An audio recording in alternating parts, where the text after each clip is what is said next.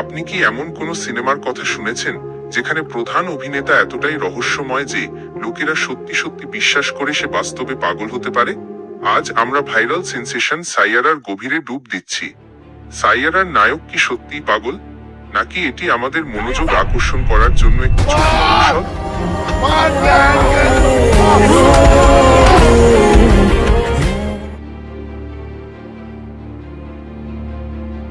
Help অনলাইনে আপনাকে স্বাগতম, এবং আজ আমরা ফেসবুক ও ইউটিউবে বর্তমানে সবচেয়ে আলোচিত শর্ট ফিল্ম সাইয়ারার পেছনের সত্য উন্মোচন করছি। অনুগ্রহ করে AEVDOT লাইক করুন এবং আরো চোখ ধাঁধানো বিশ্লেষণের জন্য হেল্প অনলাইন সাবস্ক্রাইব করুন। প্রথম অংশ, সাইয়ারা কি? সাইয়ারা শুধু আরেকটি সাধারণ শর্ট ফিল্ম নয়। এটি হঠাৎ করেই সোশ্যাল মিডিয়ায় বিস্ফোরিত হয়েছে, বিশেষ করে বাঙালি দর্শকদের মধ্যে। এর ভিজুয়াল, সংলাপ এবং প্রধান অভিনেতার অদ্ভুত, প্রায় বিরক্তিকর আচরণ অফুরন্ত আলোচনার জন্ম দিয়েছে। কিন্তু এর বিশেষত্ব কি?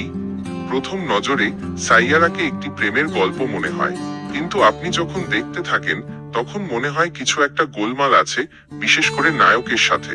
তার চোখ, তার নীরবতা, তার আকস্মিক হাসি, এগুলো অভিনয় বলে মনে হয় না, এগুলো বাস্তব মনে হয়। দ্বিতীয় অংশ, সাইয়ারার নায়ক কে? সাইয়ারায় নায়কের ভূমিকায় অভিনয় করা অভিনেতা কোনো সাধারণ চলচ্চিত্র তারকা নন। তিনি কোনো পরিচিত প্রযোজনা সংস্থা থেকে আসেননি, এবং আপনি অনলাইনে তার কোনো সাক্ষাৎকার বা গ্ল্যামার শট পাবেন না। এটাই মানুষকে কৌতূহলী করে তোলে। কিছু দর্শক বলেন তিনি শুধু একজন দুর্দান্ত অভিনেতা, অন্যরা দাবি করেন না, এই লোকটি আসলে পাগল। আপনি এই স্তরের তীব্রতা নকল করতে পারবেন না। আসলে অনেক ব্যবহারকারী মন্তব্য করেছেন এটা অভিনয় নয়, এই ব্যক্তির কিছু একটা সমস্যা আছে।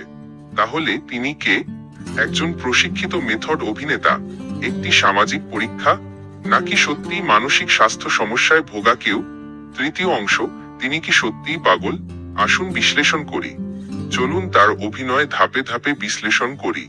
চোখ, তার চোখ খুব কমই পলক ফেলে এবং তিনি একটি গভীর দৃষ্টি বজায় রাখেন। মনস্তাত্ত্বিকভাবে এটি প্রায়শই ট্রমা বা বিচ্ছিন্নতার সাথে যুক্ত। আন্দোলন, তার শরীর একজন অভিনেতার মতো নড়াচড়া করে না। এটি ধীর, অস্থির এবং কখনো কখনো অপ্রত্যাশিত, যা আমাদের অস্বস্তিতে ফেলে।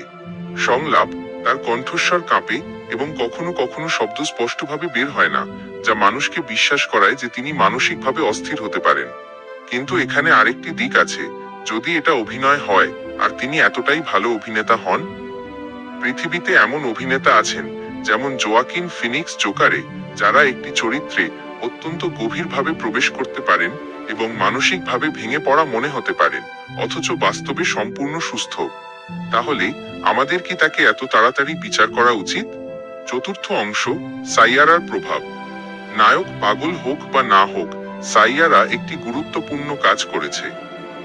এটি মানুষকে ভাবতে বাধ্য করেছে, মানসিক স্বাস্থ্য সম্পর্কে, একাকিত্ব সম্পর্কে, এবং আমরা কিভাবে মানুষকে তাদের চেহারা দেখে বিচার করি সে সম্পর্কে। সাইয়ারা দেখার পর অনেক দর্শক বলেছেন, এটা আমাকে কাঁদিয়েছে, আমার হারানো কারো কথা মনে পড়েছে। এটি আমাকে সেই সব মানুষের কথা ভাবতে বাধ্য করেছে যাদের আমরা পাগল বলি, কিন্তু কখনো বোঝার চেষ্টা করি না।